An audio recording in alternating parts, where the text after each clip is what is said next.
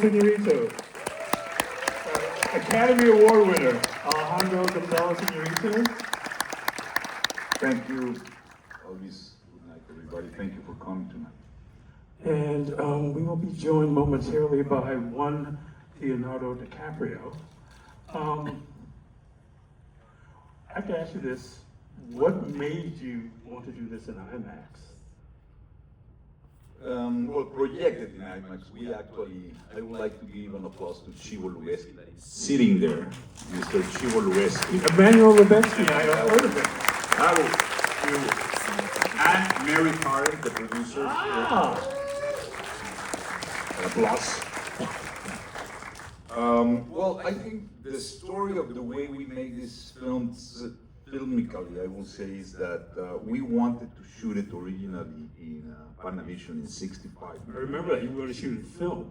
And when we did our best, but suddenly it was very clear that at 4 p.m. in winter time under the trees, you don't have exposure. And so basically that was a big problem, because at 4 o'clock we were losing like 2 hours and a half every day because the need of light that the film needs. So it was the first time that I shot in digital, and we shot it in a 65 millimeters Alexa camera that was new. It was the first time that was used. We took a chance, and that gave us every drop of light of the day until 7 p.m. under the trees, because obviously the sensitivity. So we shot it in that big format in 65. You should also remind people too, you shot a lot of this during magic hour. So as somebody described it to me, it was 10 hours of boredom, an hour and a half of sheer pandemonium every day, because you were trying to get your shot. Exactly, we rehearse every time there's a young filmmaker. When you read, Indians attack, so cowboys attack, you have to be really careful, because that means months of work and a lot of money involved and risks involved, and basically this script was very silent, and it was only action, and every beat of it requires a lot of thoughtful locations in tough conditions and planning. So it was a very, very heavy planned, rehearsed film. And even the day of the shooting of every scene, we rehearsed. First of all, makeup took a lot of things. Wardrobe is very, very complex. The locations were 2 hours from Calgary. So all the logistics were incredibly tough. And then the rehearsal was all day, and the classic was, okay, there's 1 hour and a half, and start shooting, and always the camera frozen. So many things happened that always was the fear that we will never make it, and always at the very end, the last day, boom, because that's a fear of not getting. We all, actors, crew, we were so present, and so there was no telephone sign, so we were really there, and that awareness really put us in a very great state of concentration, and then things when happened were really precise, so it was a very extreme process. Leo, okay, can you hear us? Yeah, take Leo! Elvis, Alejandro. Hey! Bravo, my friend, cabron. Thanks for joining us. I have to ask you the question I know I've asked you before. What was your first conversation with Alejandro about this, besides being the vacation spot of the world? What else did you guys talk about when you first talked about the script? Besides it being an amazing tropical location for a vacation, it was our venture into the unknown. He started talking about this time period specifically, which was America in the 1800s, mid 1800s. That was really, Native American territory.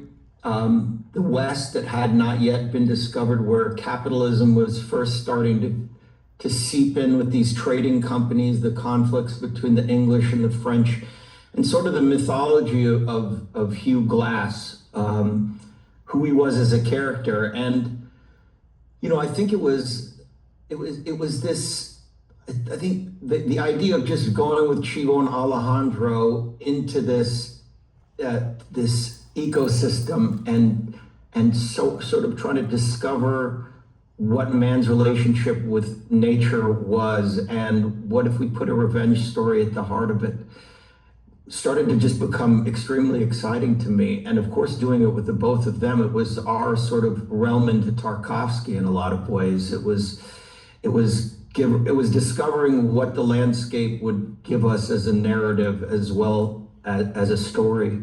So it was all very exciting, and it was one of the most difficult shoots I think we've all done in our lives. But as Alejandro and I were talking about recently, it's a joyous piece of art to look back on as a director and actor. We really just are so proud of this movie. It's also a performance of you that's really incredibly physical, just because he actually speaks so little. So, you have to get a lot across with your eyes. And I wondered if that was part of the challenge for you too. I think so, yes. I didn't know how to quite react to it at first, but Alejandro had a specificity of how he wanted to tell the story. And I remember the first day of actually having to speak, I was kind of at a loss, of how he spoke, who he was. I had a plan in mind, but then the words started to come out of my mouth, and it was strange because it was almost like doing a Chaplin performance in a lot of ways. It was each scenario was more challenging than the next, and I think Alejandro spoke to you about how the setup of each day was, which was almost like, it was like a theatrical group. We went as a unit to these far off locations, each more difficult than the next, each more challenging than the next.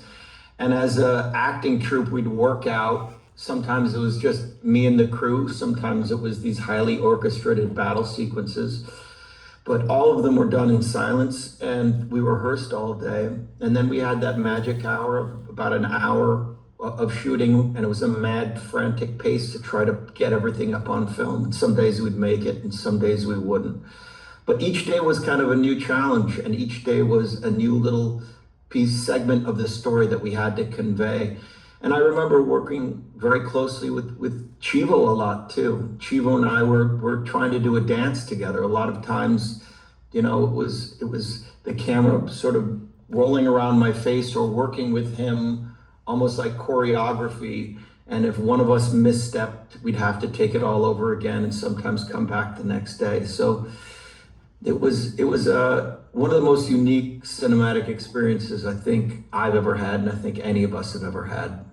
I want to ask you too, Alejandro, about choosing him, because again, this was a very different role for Leo to play. Somebody who wasn't so verbally expressive, but whose eyes had to tell us everything.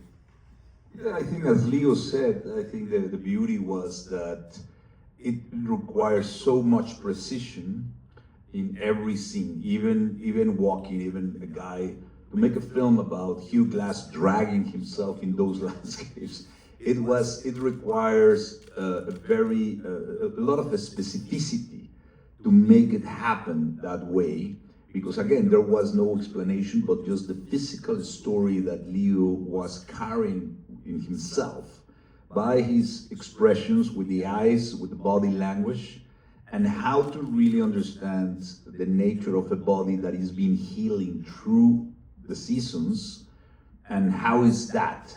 How to understand that? How elliptically we can really convey that? So it was a lot of precision things of all the departments that really were participating. And we have, Jack Fisk in the production design. We have Jackie West. We have everything was planned to the point of every single feature in the scars on the face, on that how he's healing, all that process. A lot of people that teach us about that time, as Leo said, that was a time that seems like another planet, you know what I mean? And it was rough.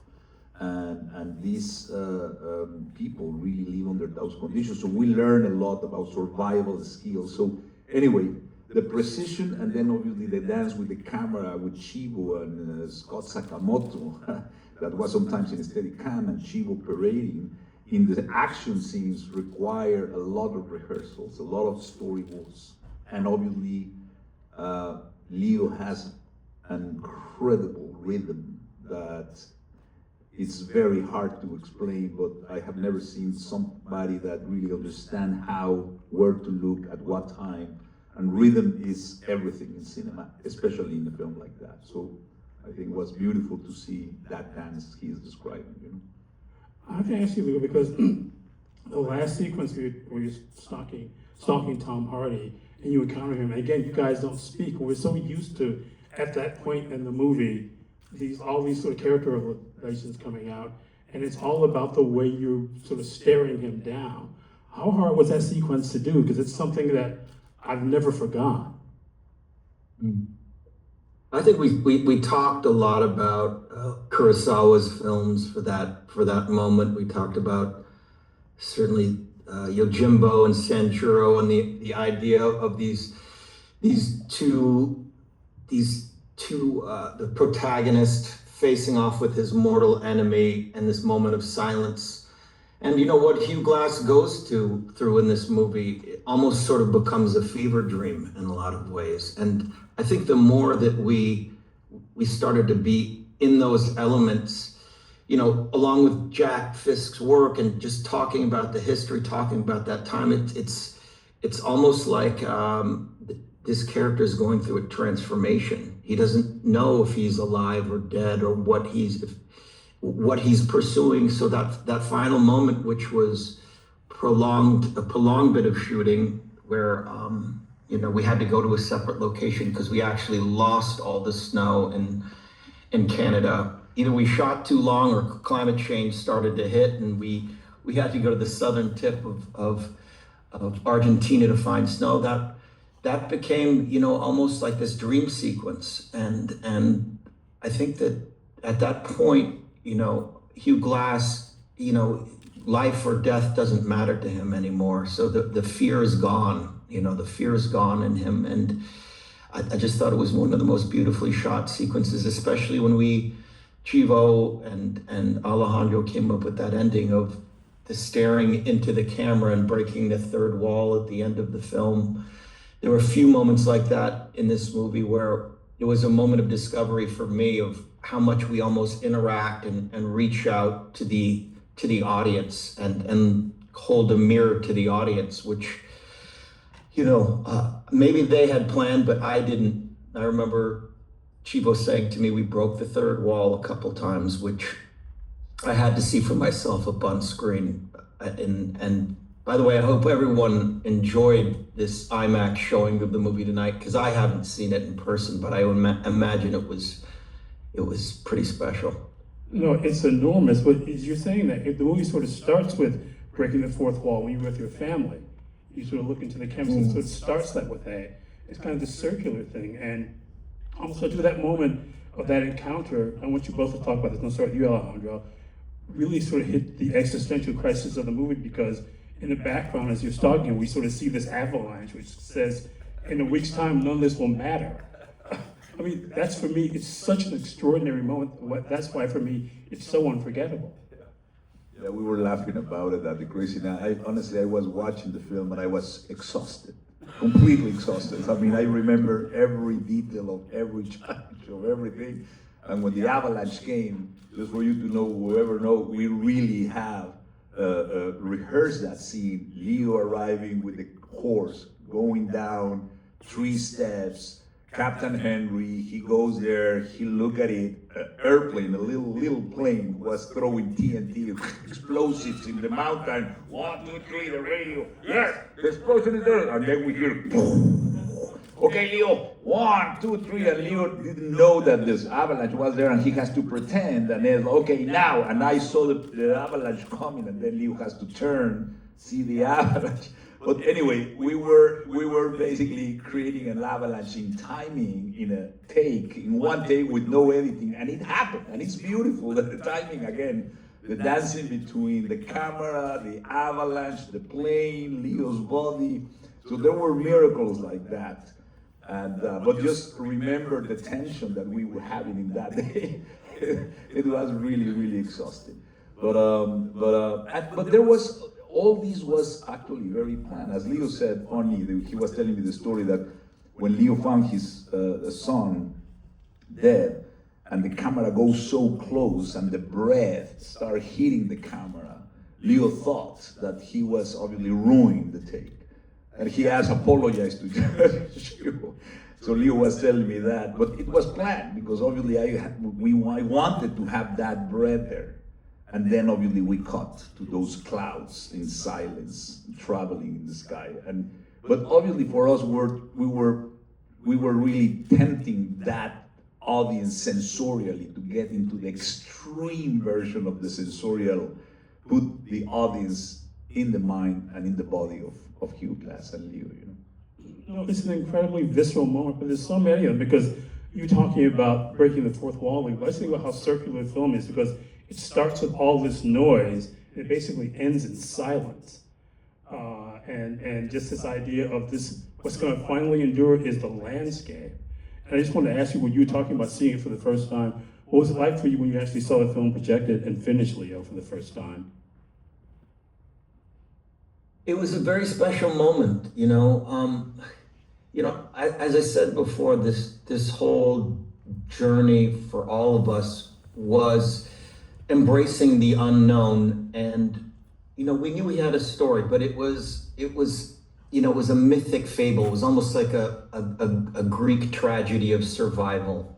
And it gave, I think, Alejandro, as a storyteller, a lot of leniency to bring in elements and discoveries along the way that could only happen by being submerged in nature and sort of giving yourself over to the power of the natural world and the unknown. And the story shifted in a lot of ways. I mean, of course, there were these massively orchestrated sequences that they had beforehand. We discussed it at great length about that time period.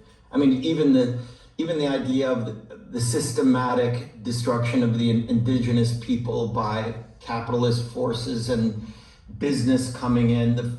I remember even showing Alejandro images that were striking to me. I was shooting another documentary before the flood with Fisher Stevens talking about the climate crisis, and we actually had this on film of this pyramid of buffalo skulls, which Jack Fisk actually recreated because Alejandro and I saw this image and we're like, wow, this says it all. This is the systematic killing of the buffalo as a way to destroy the indigenous populations there. I mean, Lily Gladstone just did a documentary about the Blackfeet and their relationship to how they massacred the buffalo at great lengths to sort of kill off the indigenous people and destroy their culture and their heritage. And there was that image. And then to be able to sit there and experiment with Alejandro and Chivo, seeing Hugh Glass walk up to that pyramid, just seeing the fact that this new wave of America was coming and erasing that sort of history and that world. It was like a time capsule, and we got to go in there and tell this small sort of mythic revenge story of this man hunting down, his mortal enemy, adding this idea of him having a mixed race indigenous child, and then through the course of that movie, discover things as we went. And I think that world and being up there, that was our boss, in a lot of ways. The story kind of became secondary. The specificity of what Hugh Glass went through was secondary. It became about our relationship to just giving ourselves over to the elements in a lot of ways. Another thing you're talking about, I'll ask you this, Alejandro.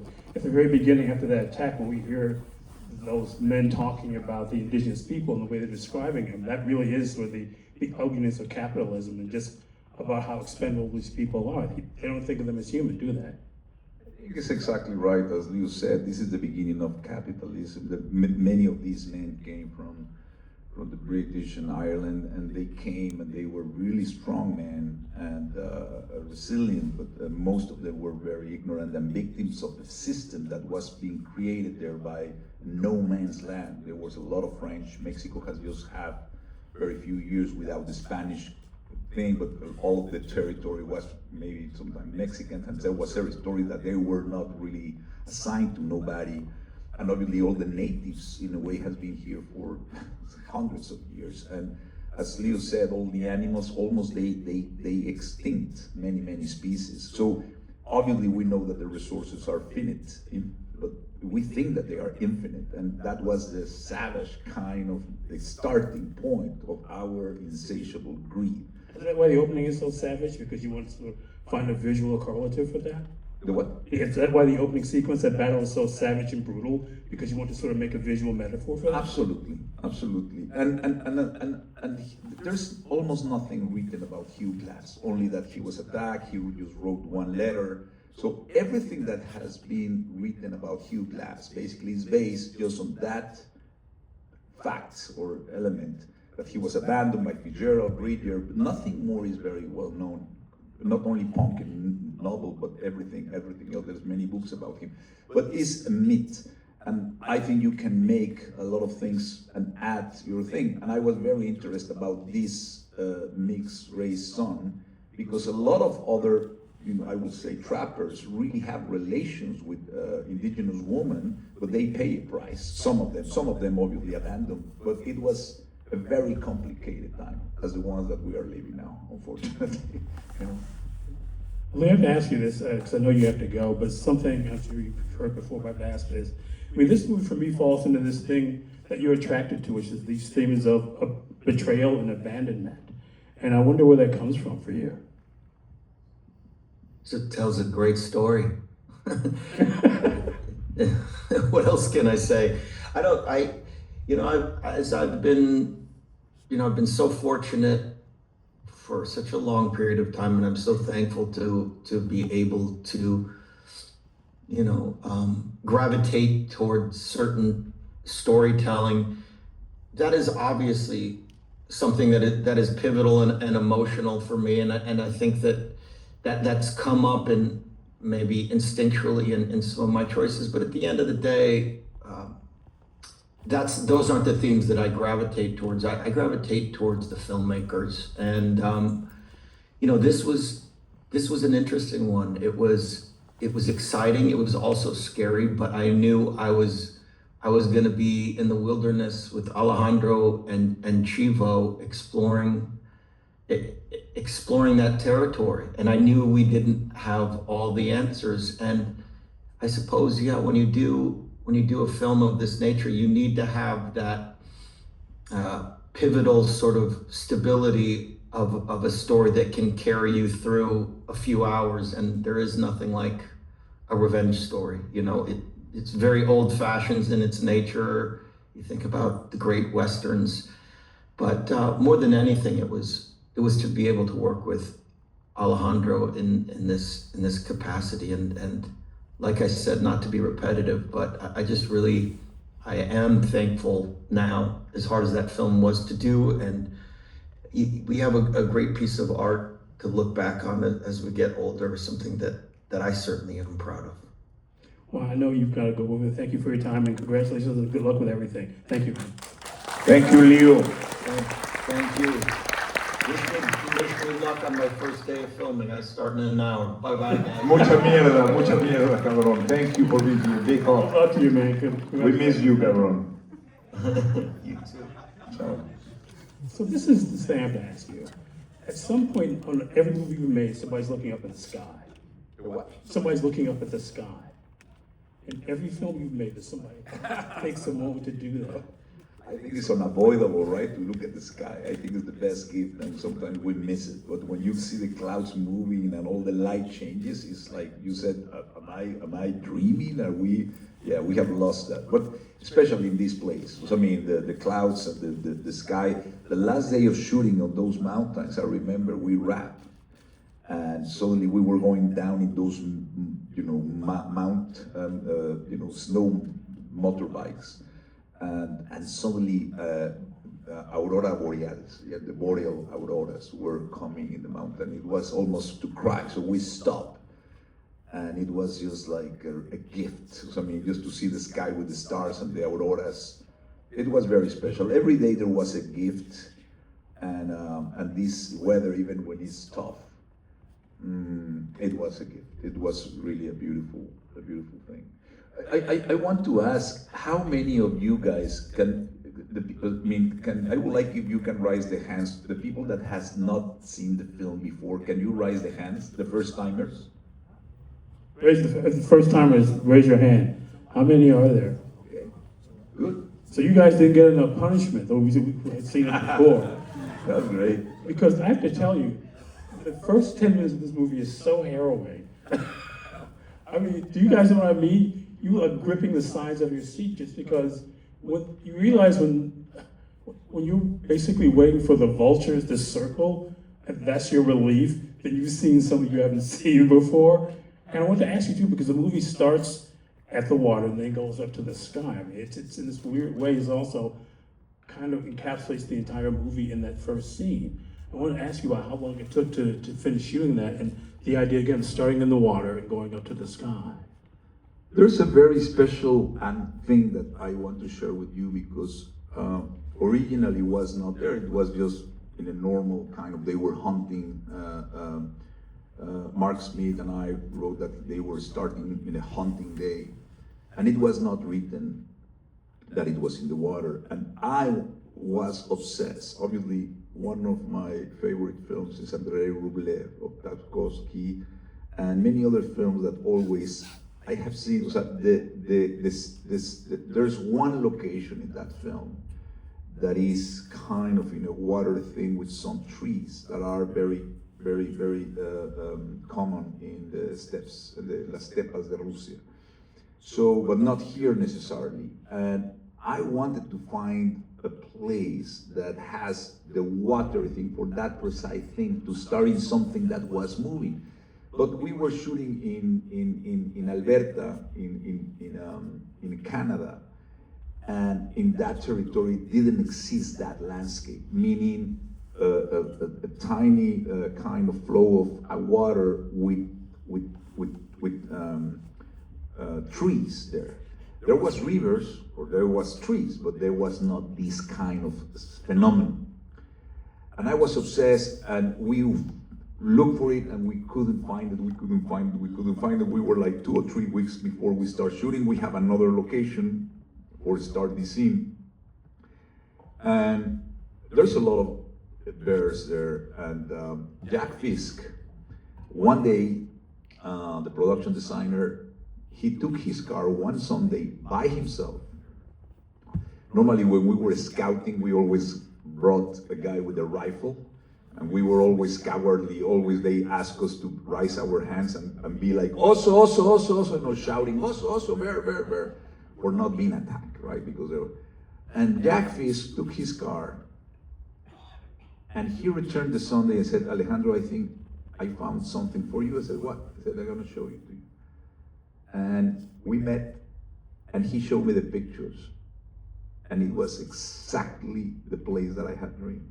It was this place. And I said, how that happened? He said, I was in a road. I hear some noise. I feel something. He stopped the car. He goes down 30 minutes in the wild with no guard, and he found that. And the reason this exists was because there was a big river far away that was deviated by some big trees that fall and deviate the water and bring that water to a kind of a little channel that opened and got into this kind of weird place. And it will be like only like 3-4 days. They calculate that in 2-3-4 days the river will start, and we have to start shooting earlier, and got that location as a gift of the cinema gods and Mr. Jack Fisk, you know. So it's so beautiful that you mentioned that, because for me that beginning was very, very, very special. But it was then, you know, just to dream about it, it appeared. No, because for me, it's that opening, which is the only quiet moment in the entire film, where he sort of looks up into the camera, and he's there with his family. And then that water, which we hear before we see it, is this living thing. It's like that for me, when he said fever dream, you're almost wondering if he's sort of dreaming forward into the future. Because the moments when people are inside are the only times where it seems not quite so dangerous, but outside, as soon as people go outside, fate is finally the real arbiter of what happens, isn't The it? film is full of water because the reason we went to Ushuaia and is because we have planned to shoot in some river with ice and frozen. But what sometimes people doesn't understand clearly is when you have fever is because you are one grade of temperature higher, you know what I mean? So it's just one. And in the water the same. One single grade, it's enough for the water to be ice or liquid. And we lost the ice. And obviously all the places that we were shooting were rivers, were ice, all the way. So water is an omnipresent thing in different manifestations, but yes, I think it's that. Another thing that was very nice too, there was a lot of gifts of nature. There was this moment that after the Aricara attack, for example, they go out in the boat, and they are in this boat very afraid that they will be attacked in this very deep forest with a lot of mist. And I knew that we need that thing, and I remember that there was in Calgary, very close to our location, a very beautiful river, but it was just flat. And I always said, you know, we need not flat, we need mountains and trees for them to be afraid that these guys can be hidden, and we need a lot of mist to get the atmosphere. But obviously to do that, there was no river like that in near Calgary. We had to go do it in Vancouver, but the boat was already built by Jack Fisk. It was super heavy, and we need to take that boat in a transportation for 4 days, then bring it to this river in Vancouver that was very heavy like that, and then to bring machines of smoke, and then all these ventilators. It's super costly to create that. But I knew that we needed, and Steve Golling, rest in peace, brother and producer of this film, he said, Alejandro, I think it would be beautiful. Let's go together to this river in Cali. So we went together, and that day was an incredible sunset, like purple and orange. And I said, honestly, how can I say no to this? But I knew that it was flat. Anyway, he convinced me, he was right. Economically, it was very efficient. And we shot it there. And the shot was very complicated with the crane, with another boat, and it was beautiful. The performance was great, blah, blah, blah. But when we were editing in the middle, it was clear that there was no danger. So the guys was like, yes, we have to escape the Aricaras.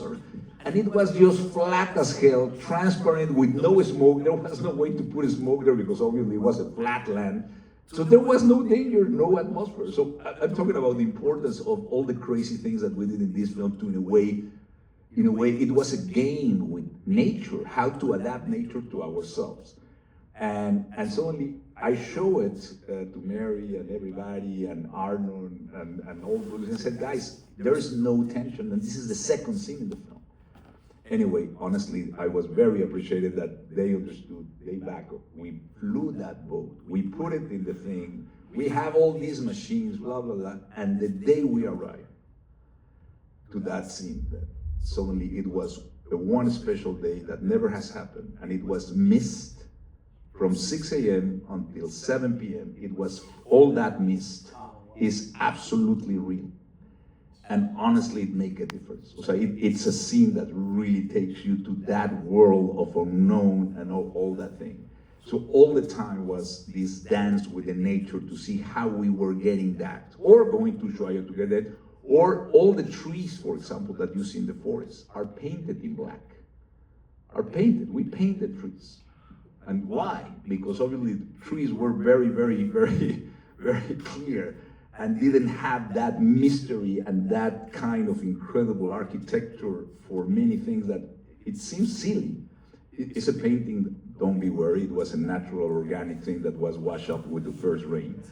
But anyway, it was that obsession of Jack and Chivo and I to really get paintings. Like we were very inspired in Bodmer and all these guys that really capture these incredible landscapes.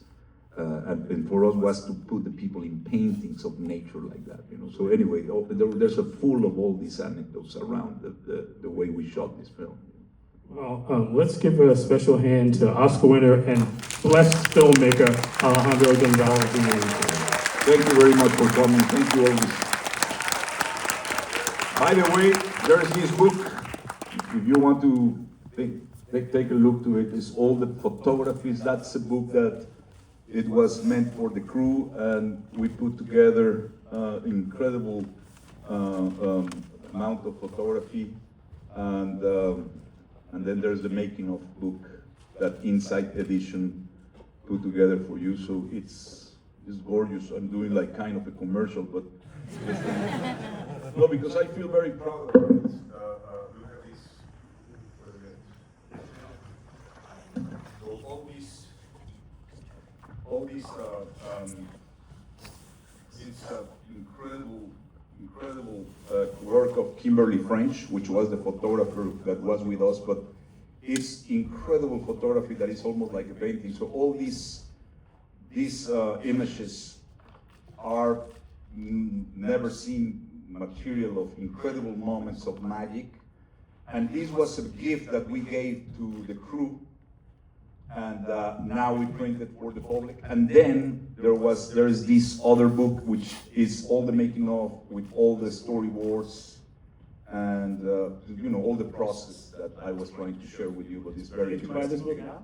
Huh? Did you get this book now? Yes, I think it's in the, I don't know, somebody of Insight, but I think it's in internet. It's by the internet. You might be able to find it. Exactly. But anyway, it's just coming and it was a lot of work, so I hope that you like it. Thank you very much, guys.